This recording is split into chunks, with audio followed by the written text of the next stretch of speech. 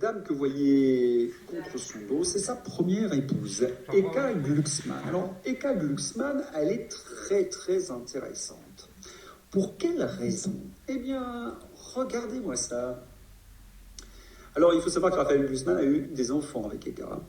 Et Ekaterina, alors il l'appelle Ekaterina, Eka c'était son diminutif, ministre de la police de 2 pays. Oui, vous ne rêvez pas. Eh bien, cette Géorgienne a été mise de l'intérieur de Géorgie. Puis, lorsqu'il y a eu la révolution en 2012, elle a été chassée à grands coups de pied aux fesses avec Saakashvili, qui étaient des gens extrêmement corrompus. Eh bien, la CIA a fait en sorte que cette dame soit ministre de l'Intérieur, vice-ministre de l'Intérieur, en Ukraine. Et oui, parce qu'elle a été destituée de sa nationalité. Et c'est là où on apprend quand même des choses tout à fait épatantes. Avec Eka et Raphaël, eh bien, c'est que lorsqu'elle a été mise de l'Intérieur en Ukraine, c'est le moment où Amnesty International a dit qu'il y avait le plus de torture, de gens qui disparaissaient. Et à ce moment-là, du fait de la guerre, il y a eu 600 000 déplacés. Il y a plus d'1 million de déplacés et 600 000 sont allés se réfugier en Russie du fait des exactions des bataillons ukro-nazis. Et Eka Glucksmann était donc complice de ce genre de choses. Et lorsque Raphaël Glucksmann était en Géorgie, c'est-à-dire avant 2012, Eka, pareil, avait les mêmes exactions, à tel point d'ailleurs que la présidente de la Géorgie accuse plus ou moins Raphaël Glucksmann de complicité, puisqu'il était marié avec Eka, de complicité, de torture dans les prisons et de situation des droits de l'homme dans le pays.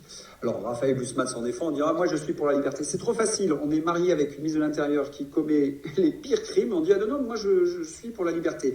Et Raphaël Glucksmann nous expliquait que l'ancien président géorgien, Saakashvili, était son ami. Or, là aussi, ce Saakashvili s'est retrouvé chef de l'oblast d'Odessa, en Ukraine, c'est ce qu'on appelait la mafia géorgienne en Ukraine. Il a tellement pillé le pays qu'il a été chassé à grands coups de pied aux fesses d'Ukraine et qu'il a dû se réfugier en Géorgie où il est en prison parce qu'il était apatride, il avait perdu sa nationalité géorgienne. À tel point que les Américains considèrent Saakashvili comme un mafieux. Eh bien voilà les amis de Raphaël Glucksmann, une femme qui a du sang sur les mains jusqu'au coude et lui-même qui a été complice de cela à 2 occasions. Et c'est le gars qui vient sur les plateaux de télévision nous expliquer où est le bien, où est le mal. C'est ce même BHL, l'ami de Raphaël Glucksmann, qui vient nous expliquer où est le bien et le mal, alors qu'ils sont corrompus, mais à un niveau stratosphérique.